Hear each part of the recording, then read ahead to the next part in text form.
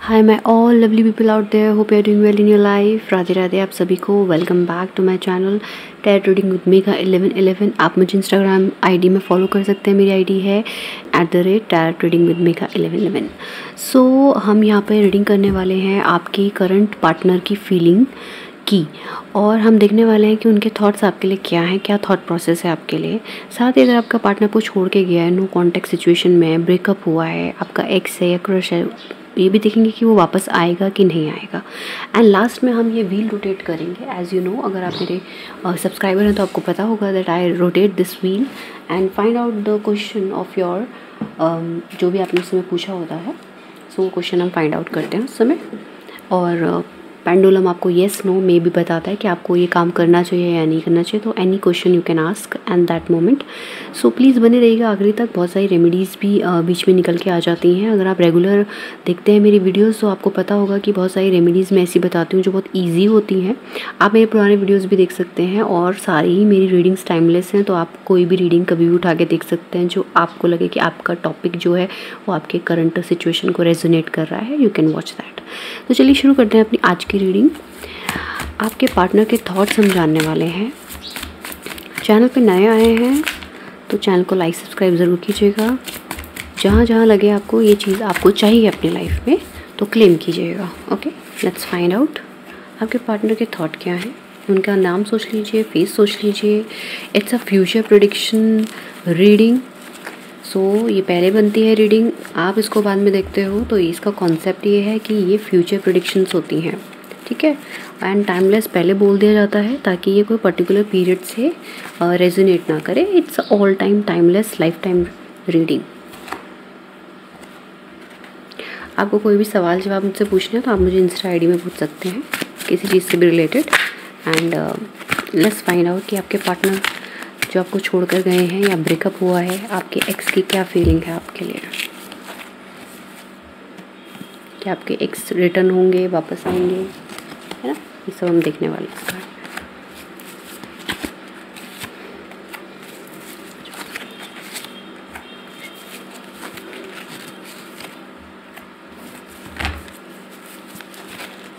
फटाफट करूँगी reading, video को थोड़ा सा लिमिटेड रखेंगे। ओके, ये बहुत सारे लोगों के तो पास्ट पार्टनर है, ठीक है। एक्स यहाँ पे नज़र आ रहे हैं। 6 नंबर इस दे रहा है, वर्गो की एनर्जी है, मून की एनर्जी भी है, और यहाँ पर मरकुरी की एनर्जी भी है। तो यहाँ पर साफ साफ पता चल रहा है कि कोई ना कोई ऐसी फील्ड में हो सकते हैं जहाँ पे कम्युनिकेशन का मेन पर्पस हो। जैसे communication main purpose, for example teaching, doctor, जो ज़्यादा लोगों से कम्युनिकेट करते हो। आपके पार्टनर या आपका प्रोफेशन ऐसा हो सकता है जहाँ पे आपको लोगों के साथ डील करना पड़ता हो। जैसे मेरा प्रोफेशन है, मैं आप लोगों के साथ बात कर रही हूँ या टैरोट रीडिंग देती हूँ मेरे क्लाइंट्स को, तो मेरा कम्युनिकेशन से रिलेटेड प्रोफेशन है। सो ज़्यादा बात करनी पड़ती है हम लोगों को। ऐसा नहीं है कि हम अपना काम कर रहे हैं, दैट्स इट। तो इस तरह का रिलेशनशिप दिख रहा है, कम्युनिकेशन का ज़्यादा है। जैसे आर्मी ऑफिसर्स हैं, उनका कम्युनिकेशन कम और काम ज़्यादा होता है, तो वो प्रोफेशन अलग हो गया, ठीक है।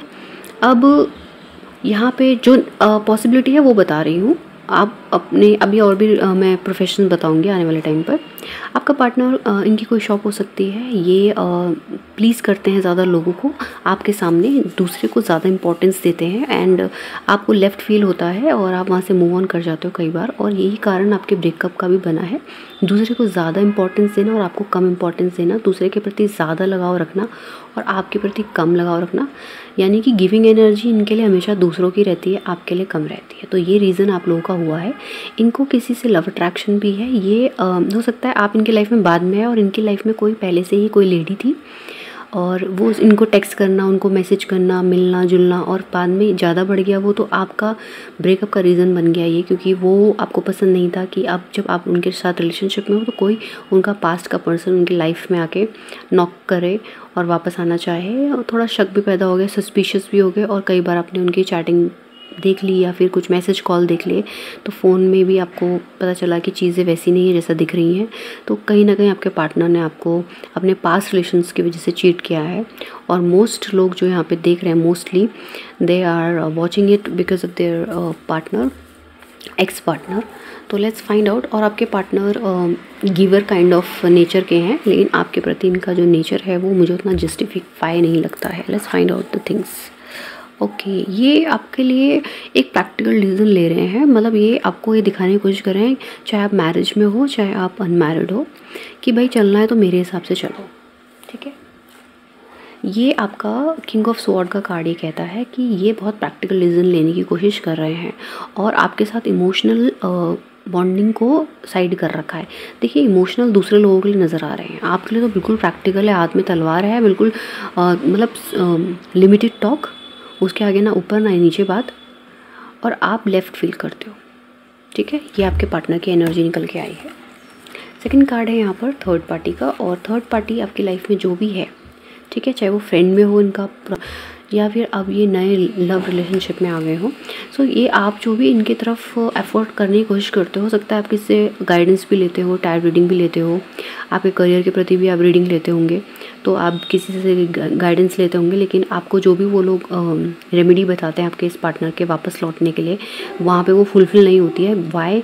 Because this person is totally very stubborn person, बहुत ही ज़िद्दी काइंड ऑफ इनका नेचर है, और ये हमेशा दूसरे लोगों की तरफ ही देखते हैं। ये हो सकता है इनकी फैमिली हो, जहाँ पे आप इनके घर में आए हो, मैरिज हुई है आपकी, तो या आपकी वाइफ है तो अपनी फैमिली मायके की तरफ इनका ध्यान है, या आप हस्बैंड है या आप हस्बैंड के देख रहे हैं तो उनका ध्यान ज़्यादा अपनी फैमिली पे, अपने कज़न्स पे, अपने रिलेटिव्स के ऊपर ज़्यादा है, आपके ऊपर कम है। तो ये चीज़ आपको बॉदर करती है। नंबर 4 नंबर इज़ देयर, ठीक है। कैंसर की एनर्जी आई है, बैकग्राउंड नॉइज़ को अवॉइड कीजिएगा। या गिव एंड टेक बहुत है, मतलब आपको पैसों के नाम पर जो खर्चा देते हैं वो बहुत लिमिटेड रहता है, आपको फिनेंशियली भी बहुत जगलिंग करनी पड़ती है भाई, और इनसे मांगना पड़ता है पैसे, और ये आपको ऐसे एहसान के तौर पे पैसे देते हैं, जैसे कि भाई ये आपके कर्ता धर्ता हैं, आपके स्वामी हैं ये आपके, या आपकी वाइफ जो है वो भी आपको फिनेंशियली उतना सपोर्ट नहीं करती हैं। मतलब जो भी आप मेल फीमेल अपने पार्टनर के लिए देख रहे हैं उसके अकॉर्डिंग आप रेजोनेट करना। आप जस्टिस चाहते हैं, आप चाहते हैं कि चीज़ें आपके लिए बेटर हो जाएं, लेकिन आपके पार्टनर का जो थॉट प्रोसेस है, जो हम थॉट निकाल रहे हैं ना उनके बारे में कि वो क्या सोचते हैं आपके बारे में। नंबर 6 एनर्जीज दे वर्गो अगेन। यहाँ पे भाई 2 लोग तो आपके बीच में जगल कर रहे हैं, आपकी फैमिली में, आपके रिलेशनशिप में आ रहे हैं, डेफिनेटली आ रहे हैं। सो अभी आपको करना क्या है, आपको ये देखना है, आपको दान पुण्य ज़्यादा करना है, ये रेमेडी भी निकल कर आ रही है, चैरिटी कीजिए, एंड बेगर्स को कुछ ना कुछ कॉइन्स आप ज़रूर दीजिए, नोट मत दीजिएगा, कॉइन दीजिएगा। एंड आप भी देखिए कि आप अपनी हेल्थ को निगलेक्ट कर रहे हैं, या आप अपने उन पर्सन को लाइफ में इग्नोर कर रहे हैं अपने पार्टनर की वजह से, जो एक्चुअल में आपको फ़ोन कॉल करके आपका हालचाल पूछते हैं। तो ऐसे लोगों पे आपका इंटरेस्ट कम है, और जो पार्टनर आपको छोड़ के गया उसमें आप ज़्यादा देख रहे हैं। तो बेटर है ऐसे लोगों पे और ऐसे फ्रेंड्स लोगों पे आप वापस से रिकनेक्ट करें जो आपको अच्छा मानते हैं और आपके साथ उनकी बॉन्डिंग अच्छी है। तो ये तो हो गई एक आपके लिए मोटिवेशनल रेमेडी। नाउ आपका पार्टनर क्या सोचता है कि मैं बैलेंस कर लूँगा या कर लूँगी, आप में भी और उस पर्सन में भी। तो ना वो आपको छोड़ रही है ना वो उसको छोड़ रहा है, ठीक है। मतलब मेल फीमेल एनी, मतलब आपको भी रखना है और उस पर्सन को भी रखना है, ये इनकी ज़िद है साइड, चाहे फैमिली हो। ये अपने पैसों को इतना बचा बचा के रखते हैं, थोड़े कंजूस भी हैं आपके पार्टनर, और इन्होंने अपना पैसा कहीं ना कहीं एक बैंक में सेव किया हुआ है, और जो भी पैसा इन्होंने सेव किया हुआ है ये देते उस पर्सन को भी नहीं है, उनको भी पैनी ही देते हैं ये, ठीक है। अगर आपके मन में ये ख्याल है कि आपके पार्टनर का जो मनी है वो कहीं इस थर्ड पर्सन की तरफ ज़्यादा स्पेंड हो रहा है, तो ऐसा कुछ नहीं है। आपके पार्टनर जो है बहुत कंजूस टाइप के हैं, एंड आपके पार्टनर ना आजकल आपके लिए पॉजिटिव हो रहे हैं। नंबर 4 एनर्जी फिर आई है, कैंसर की एनर्जी आई है, मून की एनर्जी आई है बहुत ज़्यादा। ये बंदे का जो कार्ड आया था, या लड़की का या लड़के का, जिसका भी आप रीडिंग देख रहे हैं, मेल फीमेल एनी, पहले तो ये प्रैक्टिकल था, नाउ इसकी एनर्जी कितनी चेंज होती जाएगी आपके लिए कि ये पॉजिटिव होने लगेंगे आपके लिए, आपके बारे में सोचने लगेंगे कि where you are, what you are doing, to whom you are dating, to whom you are talking, आपकी ज़िंदगी में क्या चल रहा है, कौन सा ड्रेस आपने लिया है। अब आप उनसे कई चीज़ें पहले पूछते थे कि मैंने ये ड्रेस खरीदी है या मैंने ये एक चीज़ ली है तो कैसी लग रही है, एडवाइस लेते थे इनसे। Now you stop giving advice, क्योंकि इन्होंने आपकी तरफ ध्यान नहीं दिया, चाहे ही और शी जो भी हो, इन्होंने आपकी तरफ ध्यान नहीं दिया। नाउ अब आप अपनी ज़िंदगी को अपने हिसाब से जीने लग गए हो। अब जब अपने पैरों पे भाई खड़े दोबारा हो रहे हो, इमोशनली स्ट्रॉन्ग बना के, अब ये पर्सन आपके लिए पॉजिटिव होना शुरू हो गया है।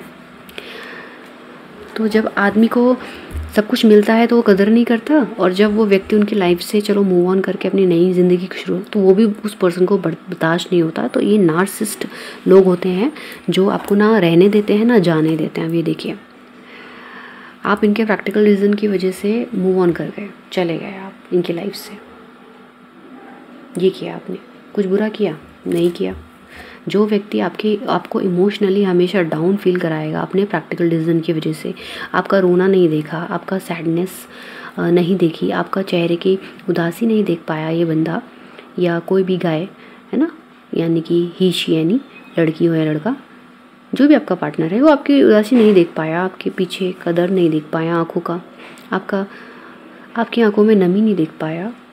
आप प्रैक्टिकल रीज़न बार बार प्रैक्टिकल रीज़न तो प्रैक्टिकल नहीं हो, तुम ज़्यादा सोचते हो जब बार बार तुम उन्हीं की बातें करते हो, उन्हीं के बारे में तुम ज़्यादा झगड़ा करना चाहते हो, बार बार उनकी बातों को लाते हो। अरे वो बंदा हील ही नहीं है, वो व्यक्ति हील ही नहीं है, तो आपको उसको इमोशनल सपोर्ट देना पड़ेगा। ये आपके पार्टनर को नहीं आया समझ में कि आपको कुछ नहीं चाहिए भाई, आपको इमोशनल सपोर्ट चाहिए, आप अपने आप में सक्षम हो। आपको जो चाहिए वो एक इमोशनल सपोर्ट चाहिए, और वही ये लैक कर रहा है, कर रही है, तो फिर आपके लिए बहुत मुश्किल हो गया इस रिलेशनशिप में सर्वाइव करना। अब जब इन्होंने ये दिखाया फैमिली में जिनकी भी थर्ड पार्टी है, ये फैमिली तो बहुत खुश करके रखी हुई है इन लोगों ने। 9th है, सैजिटेरियस एनर्जी है, फैमिली को बड़ा खुश करके रखा हुआ है, लेकिन आपको बहुत दुखी कर रखा है। आप क्या तो कुछ भी डिसीज़न आइडिया लेने को तैयार नहीं, और फैमिली के लिए तो बस चाहे एक ऐसी बेंच में बैठना पड़े जिसमें गद्दी भी ना हो, और पर खुश हैं। फैमिली को देख के बड़ा खुशी होती है कि वो उनके लिए बहुत कुछ किया जा रहा है, पर जिससे आप भाई अपनी लाइफ में ला रहे हो पार्टनर को, उसके लिए भी तो आपकी कोई रिस्पॉन्सिबिलिटी है। तो ये जो अपब्रिंगिंग है इनके फैमिली के थ्रू, इनका थॉट प्रोसेस कुछ ऐसा है कि ये अपनी फैमिली को ज़्यादा इंपॉर्टेंट देते हैं, ये अपने फ्रेंड्स को ज़्यादा इंपॉर्टेंट देते हैं, ये अपने रिलेटिव्स को ज़्यादा इंपॉर्टेंट देते हैं। अब इनका फ्यूचर कार्ड्स जो है वो मैं आपको क्लियरली बता रही हूँ।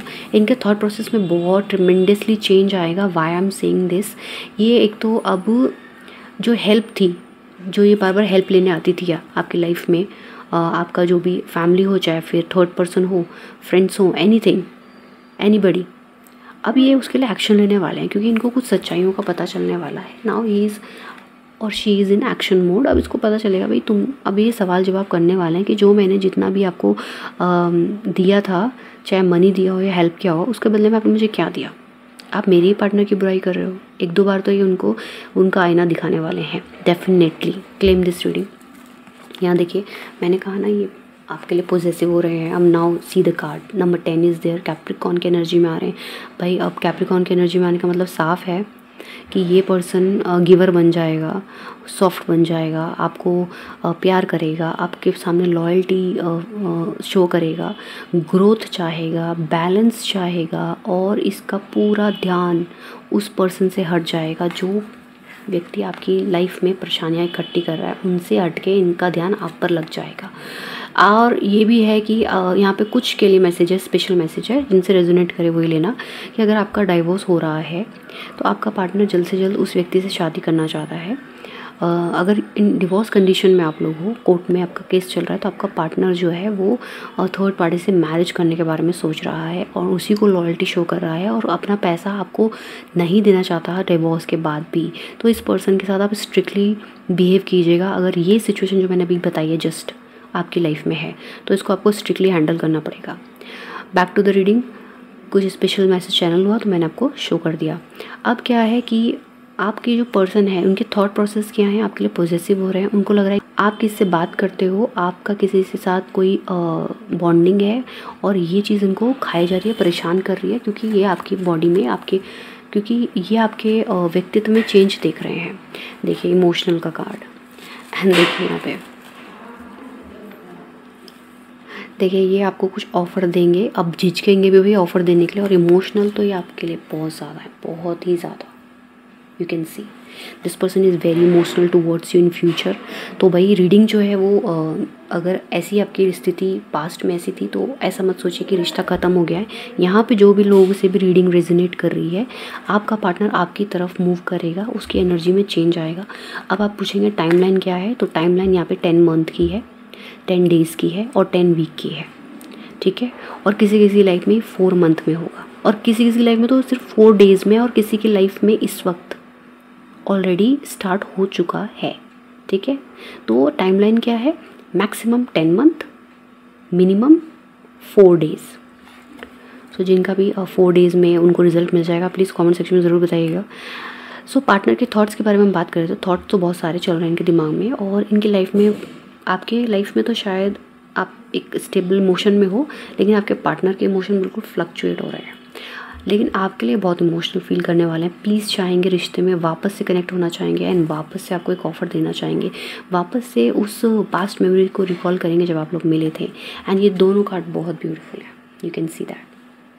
तो यहाँ पर क्या बात हुई है कि आपके जो पार्टनर के थॉट प्रोसेस है, जब उन्होंने आपको नहीं सुना, आपसे दूर चले गए हैं, तो तब से लेके अब आने वाले 4 महीनों में या 4 डेज़ में इनके अंदर आपके प्रति बदलाव देखने को मिलेगा। जिन लोगों के प्रति ये ज़्यादा डेडिकेटेड थे, ज़्यादा उनकी तरफ ध्यान दे रहे थे, अब इनको वो लोग बिल्कुल ही हार्टलेस नज़र आएंगे। इनको समझ में आएगा कि अभी जब मैं बीमार पड़ा हूँ या मेरी जो स्थिति ख़राब हुई है, चाहे वो लड़की हो या लड़का, जिसके लिए भी आप देख रहे हो, उसकी तबीयत ख़राब पड़ने वाली है। और जब उसको कोई नहीं मिलेगा ना, तो उसको याद आएगा कि मेरे पार्टनर मुझे किस तरह से ट्रीट करती थी या करता था, कि जब मैं बीमार पड़ता था या पड़ती थी, कैसे वो मुझे केयर करता था। तो इस बंदे को आपकी वैल्यू नज़र आने वाली है, तो आपको वैल्यू करेंगे। और जिस पर्सन के साथ ये सोच रहे थे ज़्यादा अच्छा बॉन्ड है, चाहे वो रिलेटिव्स में हो, फैमिली में हो, चाहे फ्रेंड हो, चाहे लव इंटरेस्ट में हो, he will understand and she will understand कि आप लॉयल हो और ये पर्सन लॉयल नहीं है। और इनका इस पर्सन के साथ झगड़े होने के भी बहुत बहुत बहुत चांसेस हैं, और ये जस्ट नियर फ्यूचर में ही होने वाला है।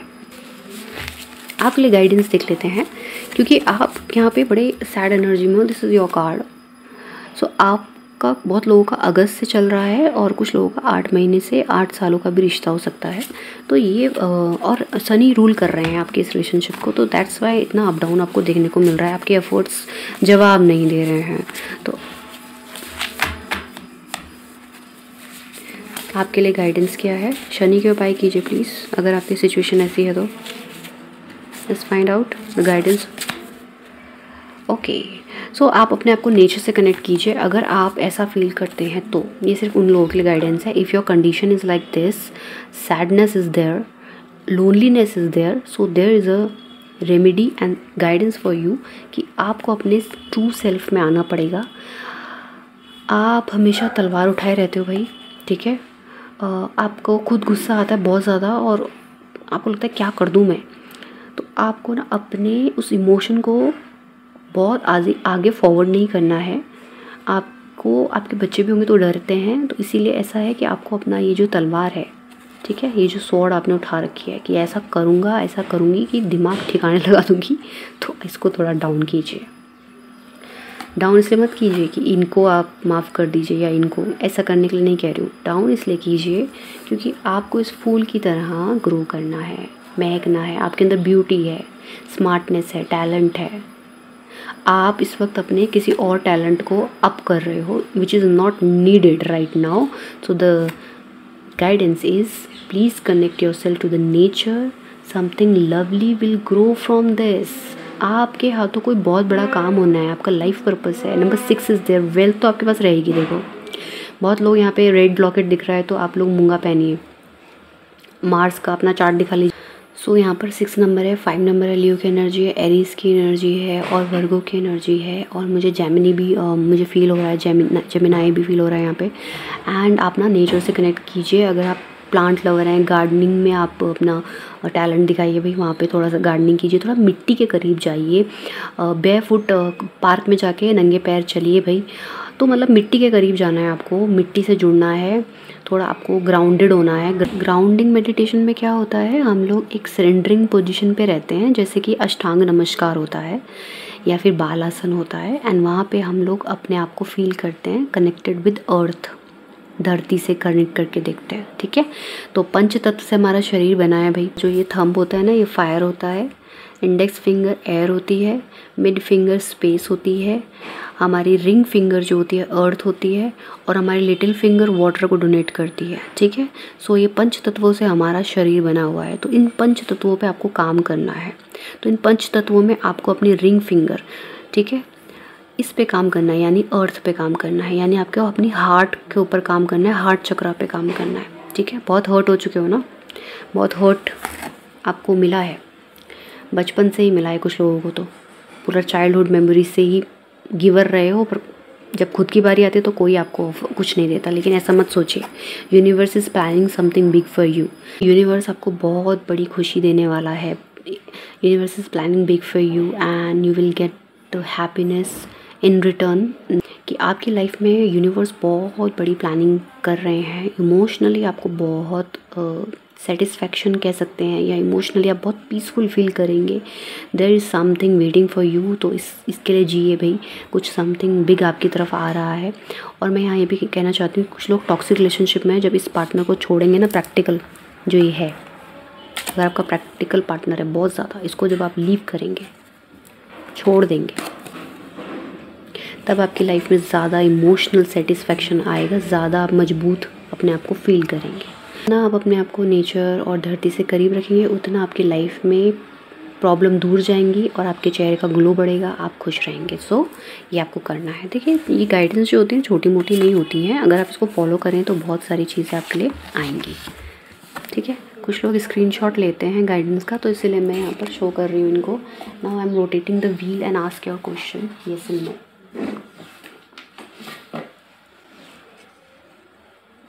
Okay, so this is the wheel.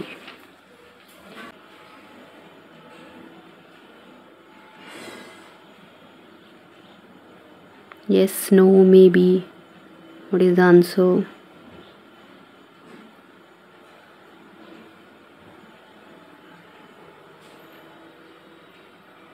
Okay, so भाई यहाँ पर आज डिफरेंट पेंडुलम कुछ और कह रहा है, नो एंड रिफ्रेस। मतलब जो भी आपका आंसर है उसका आंसर नो है अभी के लिए। मतलब ऐसा नहीं है कि जो आपने पूछा है वो उसकी पॉजिटिविटी आपको नहीं मिलेगी, मिलेगी, लेकिन अभी के लिए राइट नाउ आप उस चीज़ को थोड़ा सा स्किप कर दीजिए एंड उस चीज़ को थोड़ा सा दोबारा से एनालाइज यानी रिफ्रेश करने की ज़रूरत है, क्योंकि नो पे भी जा रहा था एंड रिफ्रेश पे भी आ रहा था। ठीक है, so you have to refresh that. मतलब रिफ्रेश मतलब दोबारा से उस डिसीज़न को, उस क्वेश्चन को दोबारा सोचिए। जो भी मुद्दे पे, जो भी कंक्लूजन में आप पहुंचना चाहते हैं, उसको दोबारा सोचिए। यहाँ पे अगर कुछ पार्टनर हैं वो डिवोर्स लेने की सोच रहे हैं तो नो। अगर आपका पार्टनर किसी थर्ड पार्टी की तरफ चला जाएगा तो नो, ऐसा भी आंसर हो सकता है। तो पॉजिटिव भी हो सकता है किसी किसी के केस में। सो ठीक है, जो भी आपने पूछा था उसका आंसर नो और रिफ्रेश है। दोबारा एनालाइज कीजिए, वो तो आपको पता होगा, वो मैं नहीं बता सकती। मैं पेंडुलम घुमाते हुए मेरा हाथ दर्द हो जाता है, बिकॉज मैं बिल्कुल स्टिल रखती हूँ अपने हाथ को एंड आई प्रैक्टिस कि वो हिले नहीं मेरा हाथ बिल्कुल भी। एंड अगर मेरा हाथ हिल भी रहा है तो ज़्यादा से ज़्यादा पेंडुलम इधर या इधर जाएगा, तो भी वो नो को ही दिखाएगा। ठीक है, सो जो भी आंसर मिला है आपको वो एग्जैक्ट और ट्रू है, सो उसको फॉलो कीजिए, उसमें अपना कुछ साइंस मत लगाइएगा। सो गाइडेंस मैंने आपको दे दी, आपको आंसर मिल गया है, आपको मैंने पार्टनर के डिसीजन बता दिए, मैंने आपके लिए ये भी गाइडेंस दे दी आपको भी करंटली क्या करना है, नंबर्स मैंने बता दिए हैं, टाइमलाइन बता दी है। सो कैसी लगी आपको रीडिंग मुझे ज़रूर बताइएगा कमेंट सेक्शन में। लाइक सब्सक्राइब करे बिना मत जाइएगा, नोटिफिकेशन बेल आइकन को प्रेस कर लीजिए for more updates of videos. And channel को प्यार देने के लिए, अपना विश्वास बनाए रखने के लिए thank you, thank you, thank you my all viewers.